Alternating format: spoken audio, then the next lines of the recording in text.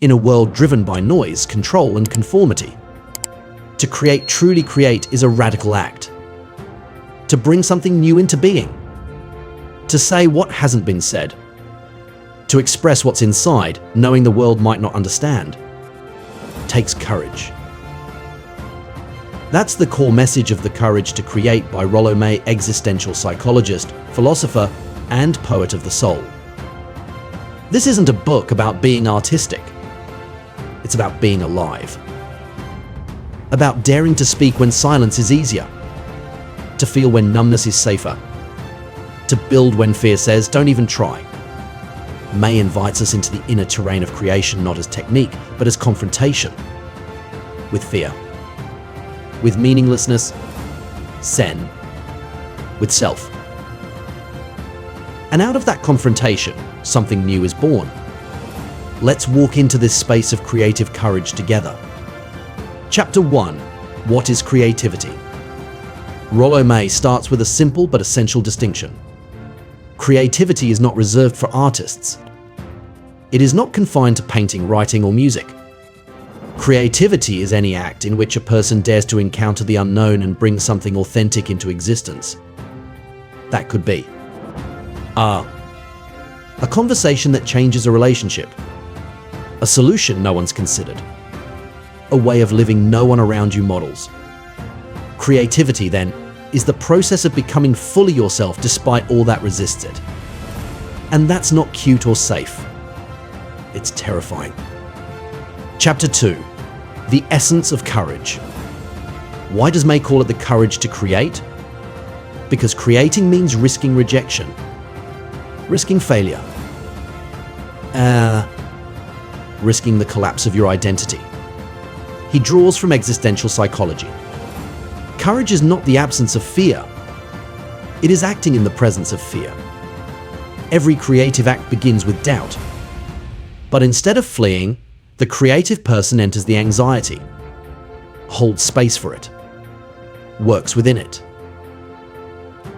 The courage to create is the courage to be vulnerable on purpose, and to keep going even when nothing guarantees the outcome. Chapter 3. The encounter, self meets world. May says creativity is not simply self-expression. It's an encounter between you and what resists you. The clay resists the sculptor's hand. The blank page resists the writer's mind. The silence resists the composer's voice. And most of all, the world resists truth. To create, you must confront reality. Not just imagine but engage. Not just speak but listen. It's this tension, the meeting of inner vision and outer form, that makes creation real. And only by encountering that resistance do we become real ourselves. Chapter 4.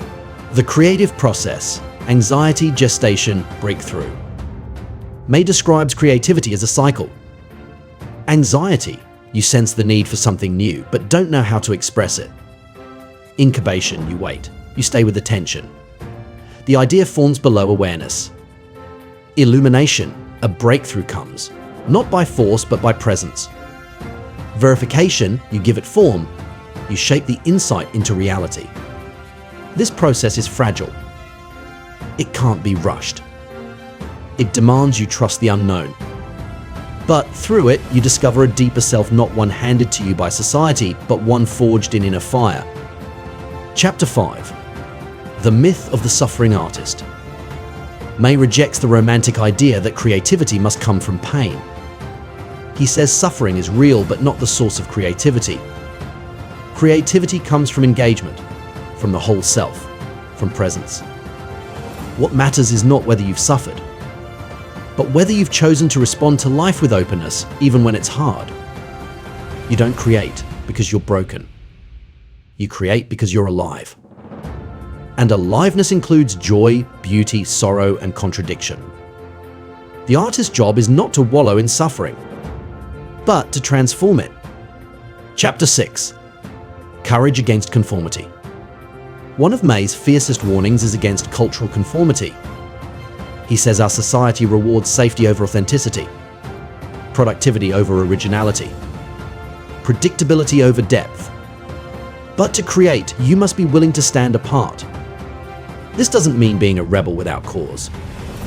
It means remaining true to your inner voice even when it's inconvenient or unapproved. This is the cost of creation. You may be misunderstood. You may fail. You may be ignored. But in staying faithful to truth, you become someone who cannot be bought.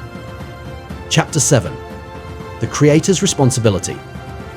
May insists, with creativity comes responsibility. You are not just expressing yourself. You are shaping the world. Every poem, every idea, every act of courage ripples outward. To create is to participate in reality's unfolding.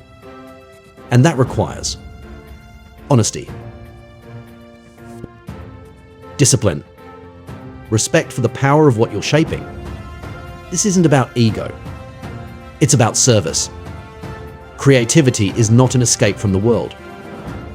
It's a way to respond to it with truth, beauty, and boldness. Chapter 8. Rediscovering the Sacred. In the end, May points to something deeper. Creativity connects us to the sacred. Not in religious dogma, but in the felt sense that something greater moves through us. To create is to stand at the edge of what is known and invite the mystery in. And in that moment, you are most alive, not in control, but in communion. This is the real courage. To become a vessel for truth you can't predict.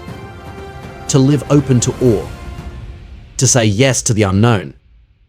You don't need to be an artist. You just need to be honest. You just need to be awake. You just need the courage to say, I will no longer betray what's inside me, just to be safe on the outside. So create, speak, move, shape something real, even if your hands shake. If this message stirred something in you, subscribe to Real Deep Understanding. Because here we don't just talk about ideas. We create space for truth unpolished, alive, and yours. Like this, if you're ready to reclaim your inner fire. Comment, what truth have you been holding back, waiting to express? Share this with someone who's brave enough to create, maybe even before they believe it. This world needs your voice. Not tomorrow. Now. Exactly as it is. Exactly as you are. That is the courage to create.